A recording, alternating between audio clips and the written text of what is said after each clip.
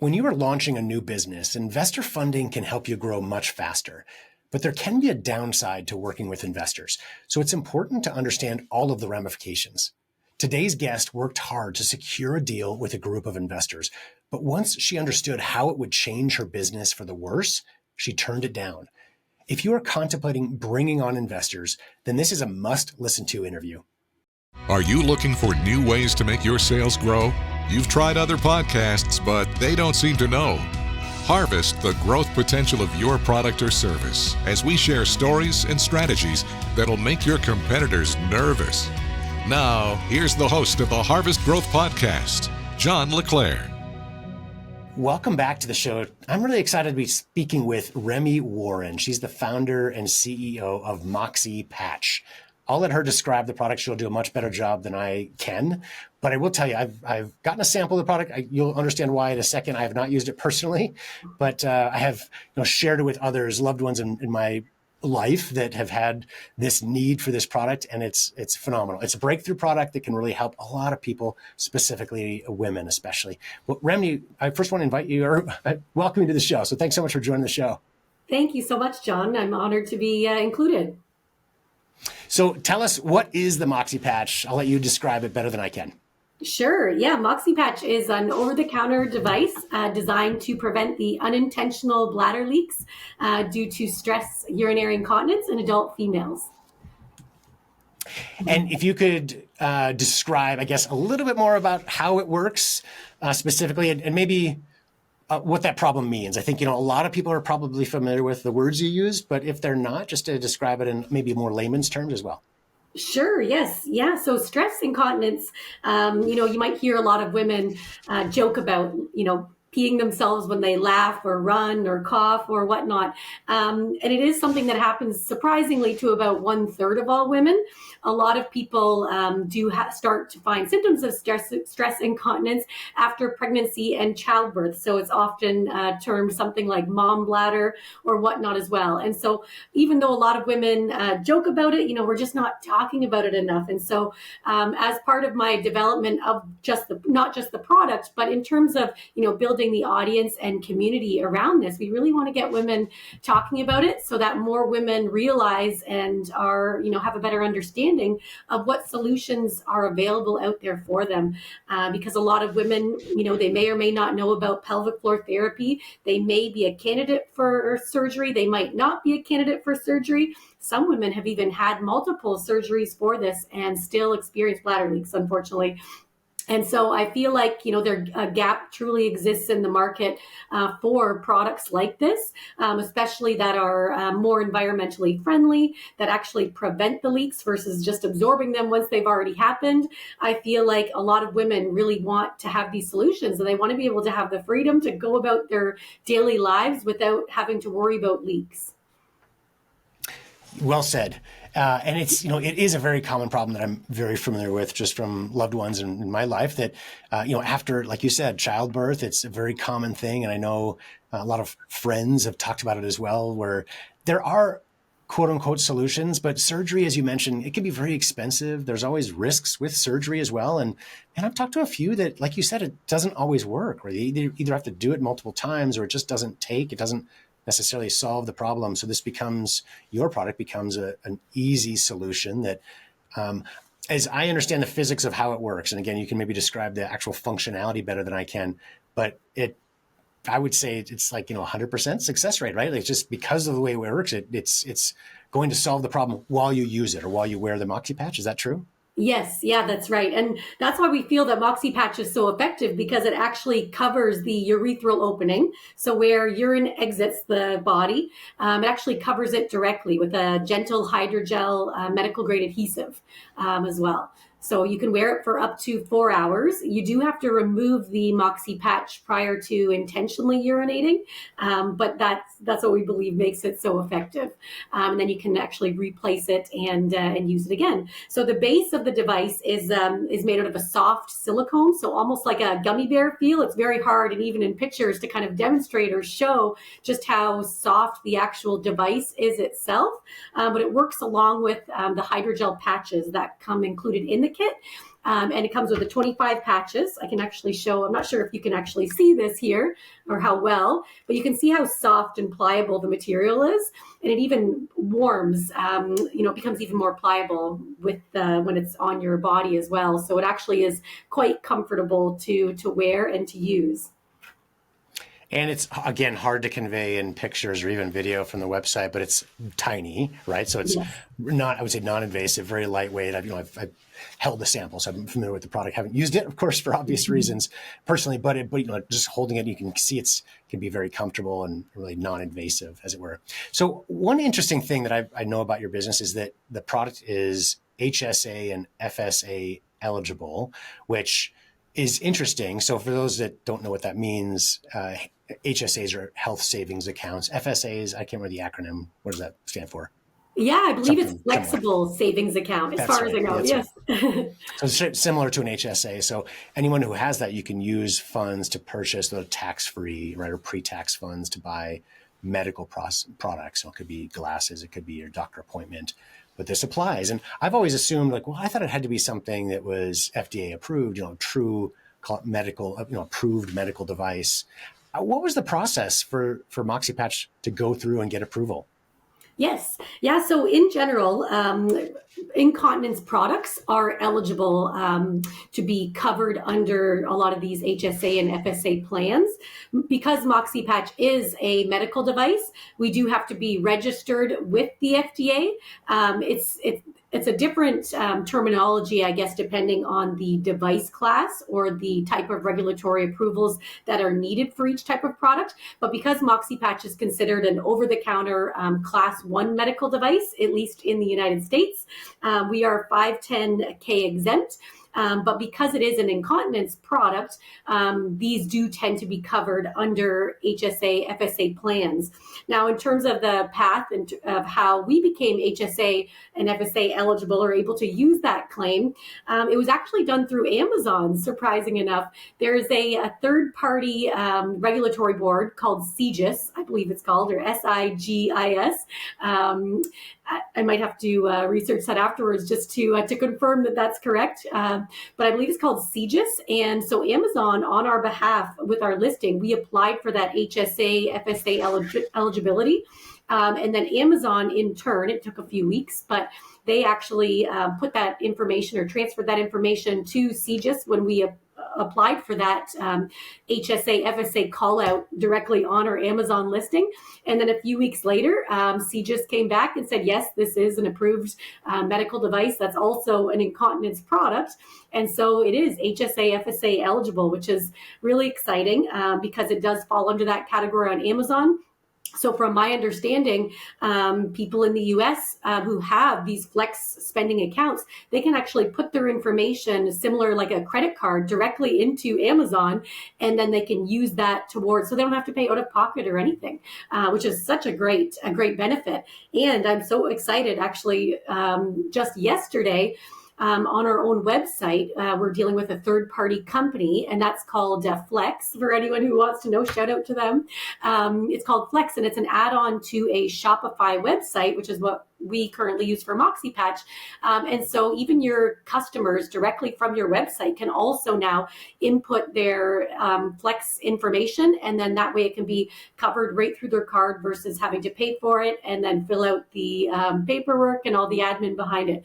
So we're really excited about that. I think it's such a great benefit for people to try it. It almost, I feel like, takes away a lot of the risk from even trying a product like this. Even though, we have our half penis guarantee on our website, I feel like being HSA eligible or, covered under their benefits plans takes away that risk even further for people to try it.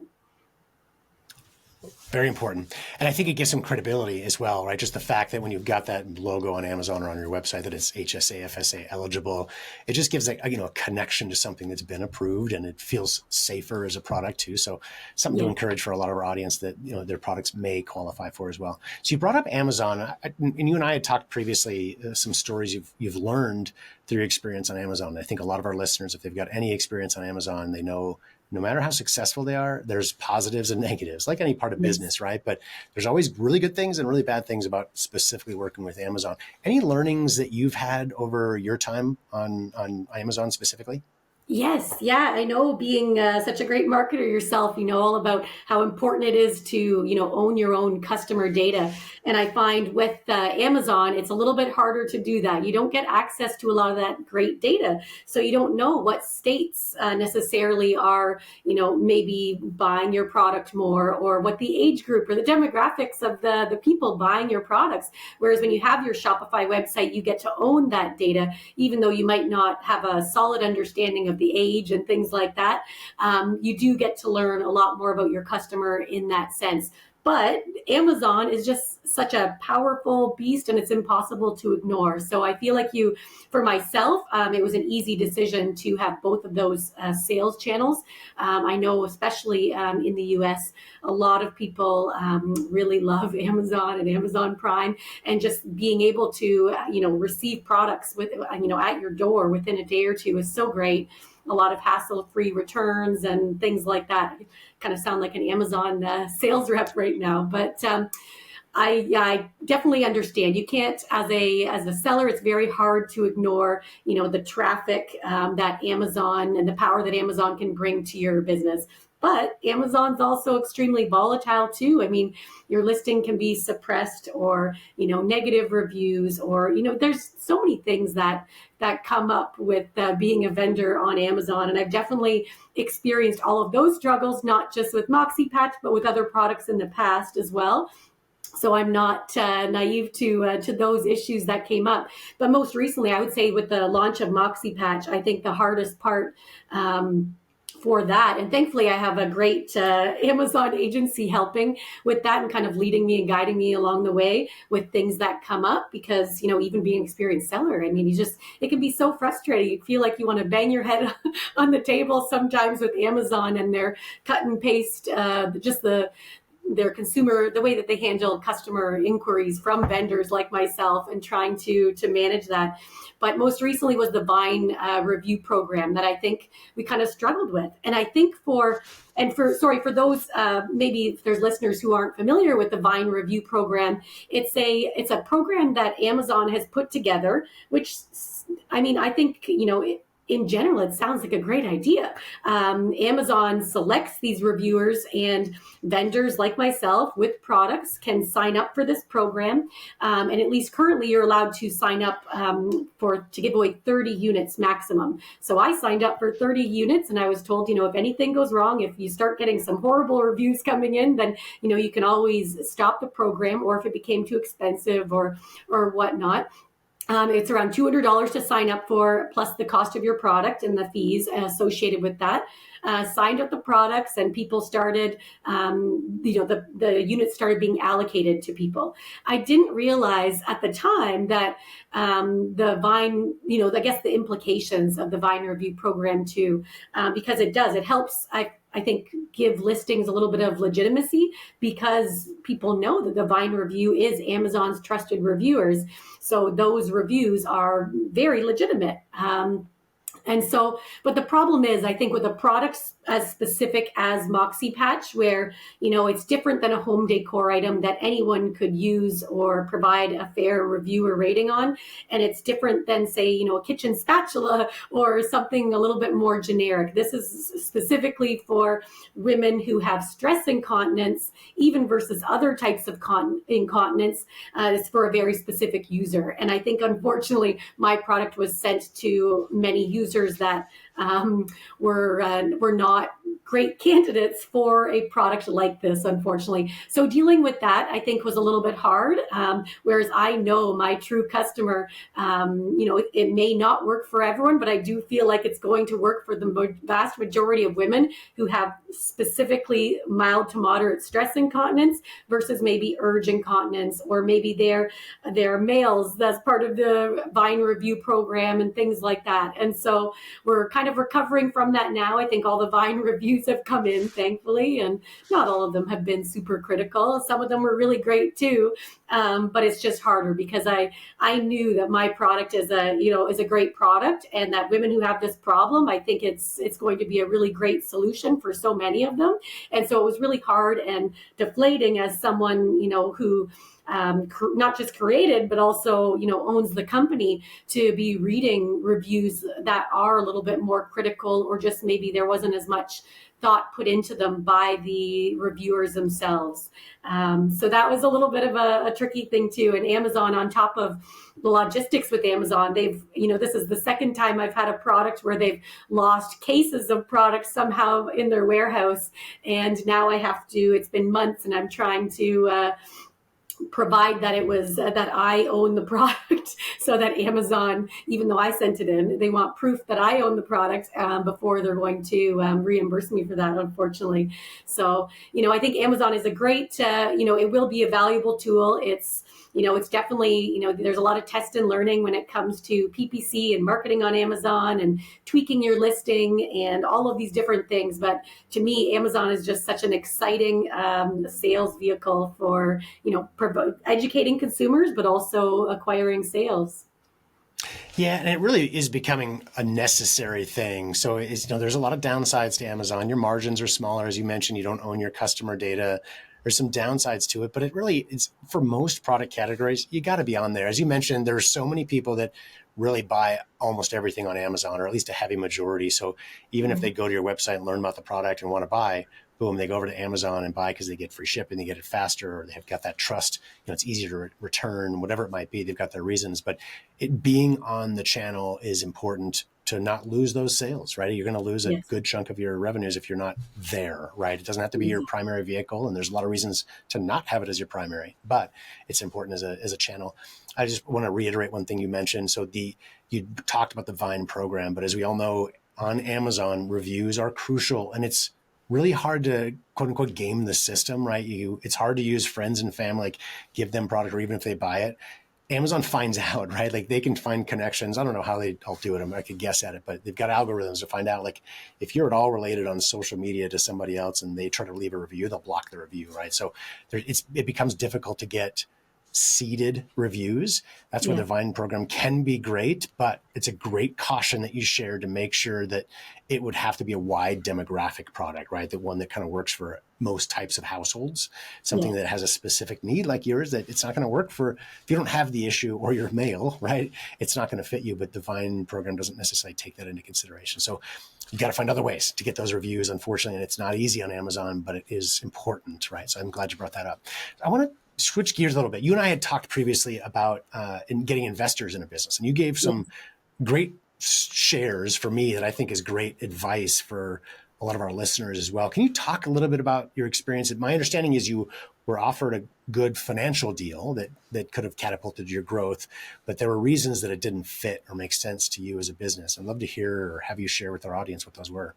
Yes. Yeah. So a couple of years ago, a little bit earlier on in the journey of developing Moxy Patch and figuring out our go-to-market and commercialization strategy, I had decided to work with a group of angel investors here in Canada in regards to raising funds for Moxy Patch, being able to start hiring some employees, kind of gain traction on our speed to market at retail stores. That was something I was really excited about. My background is a little bit more in retail as well. And so I've always been excited about the idea of being able to offer Moxy Patch for sale in retail stores.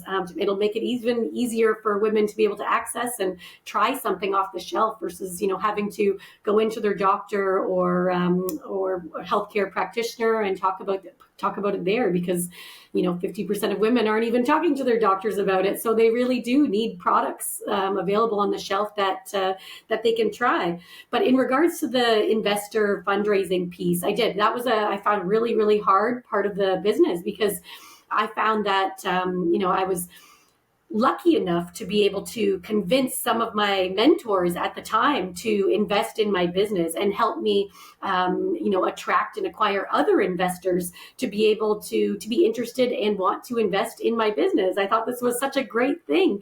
And unfortunately, I think including mentors as investors, in hindsight, I would never do that again, to be honest. I'd like to keep mentors as mentors so that you do have those unbiased people that you trust, that you can go to with questions or whatnot as well, especially if you don't have experience in fundraising as I didn't. And so I think for me that was very much a key learning. At the end of the day, I was offered a deal for everything that I was looking for monetarily, but unfortunately they did want 50% of the board seats, and it just I felt like I was led to believe that was something that was normal, and I had never fundraised before, and these same mentors were the ones I was getting my advice from at the same time, telling me that this was normal. And so everybody else that I spoke to said, no, this isn't that isn't normal. And and myself obviously doing more research in regards to that, I'm so happy that I didn't accept that deal and have chosen to bootstrap Moxy Patch and take it as far as I can without that outside funding, because it was a negative experience for myself. And, I definitely would love to be able to work with investors, later on in order to grow the company, and smart investors that can offer advice and experience and things like that, in addition to the money being offered. But I think it would make me that experience was really valuable, because I think it'll make me just so much more cautious of who I'm partnering with and who you're allowing to own a piece of your business with you. I think that's very, very important and very valuable. And as hard as that experience was, being offered that money that you could use to build and grow your business, it was just so disappointing to kind of have that after working that hard in terms of all of the pitches to investors that had to do all of the due diligence, went through so much of the process to have to turn it down. But at the end of the day, I really don't have any regrets about doing that. But look, I think it'll make me stronger when I do go for my first seed round, really, later on. Yeah, and the further along you are in your business, by the time you raise funds, the cheaper money gets, right? Because you've got proven results as your business has grown a lot since then. So now it's less risky for investors. So they can invest and require or demand or ask for less than they would have in the very early days of the business too. So it certainly helps there. You talked also about how a lot of times, it can change relationships. Money can do that, right? So mentors or friends or whatever, just being aware of what you're getting into, but also how bringing investors in can change what it's like to run a company, right? So I think you realized early on that it depending on how the money comes in, right? Depending on how involved the investors are, it can make you feel like more of an employee than a business owner, right? And that can change things. And if that's needed to get you to the next level, and if you're okay with it and understanding, that's all fine. But it's just walking in with your eyes wide open as to what it entails. And I think it's great advice you've given of just making sure that people research and understand what investing means, right? What it entails, and going in prepared before having the conversation. So it's not just about the money. There's so much more that comes along with that, positive and negative, right? It still can be a great thing. It can catapult growth in ways that maybe you can't on your own, depending on everyone's situation. So it can be a very good thing, but just realizing the implications that come with it, I think, is very important. No, definitely. I 100% agree. Definitely being an entrepreneur, I feel like you become used to being flexible. And, I know that I'm an extremely hard worker, and I don't think anyone would be harder on me than I am on myself. And so I feel like I would want to work with investors who, trust me and trust that I'm going to do, I'm the best person for the job, and that I'm going to do a great job, versus, like you had mentioned, someone who's going to be questioning you or causing more headaches and which end up taking you away from the business, right? And your focus on things. So I think it's truly important to, pick those right partners, pick the partners wisely.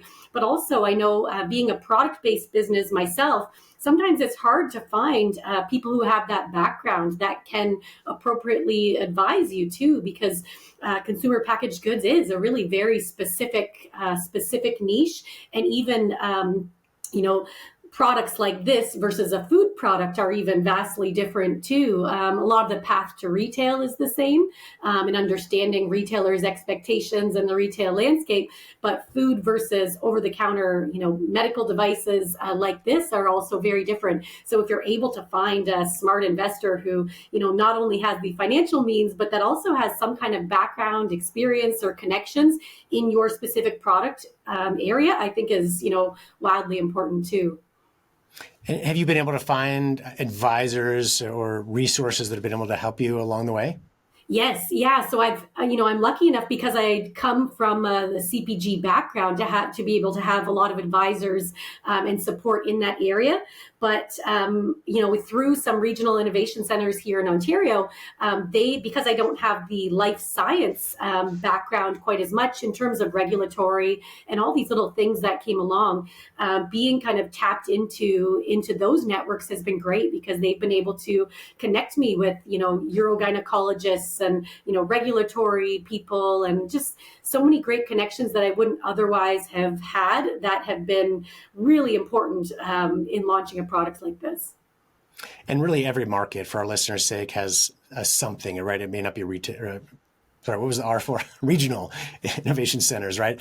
Like you have in Ontario, Canada, right? Down here in Colorado, where I'm at, a lot of people use SCORE, right? It's an organization of retired executives that will help for free, mentor organizations. There's a lot of other ones depending on what city or market you're in, and just finding those resources from people that have been down the road before. And whether it's through an organization like that, or whether it's through connecting on LinkedIn, finding somebody that has been a little further down than you are right now, they can help you deal with some of the challenges and issues and roadblocks you might face with your business.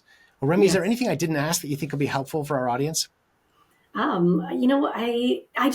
really love, how we were talking about the investor kind of relationship and building your business. And I think, just to kind of reiterate that, I think, finding the right partners is so important.